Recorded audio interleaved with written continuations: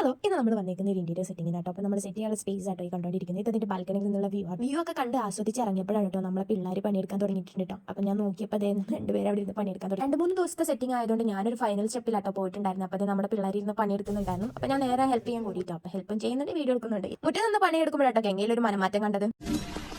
ഇത്രയും കഷ്ടപ്പെട്ട് ഒളിഞ്ഞു നോക്കാൻ എന്തായിരുന്നു കാഴ്ച? ഒരു കുളിസി, പിന്നെ കുളിയേ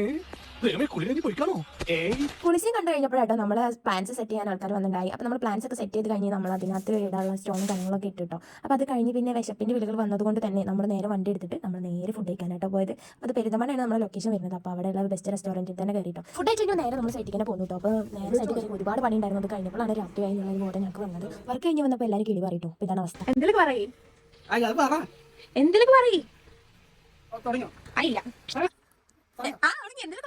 അപ്പോ ഇന്നത്തെ ദിവസം അവസാനിച്ചിരിക്കും. എല്ലാവർക്കും നന്ദി, നമസ്കാരം.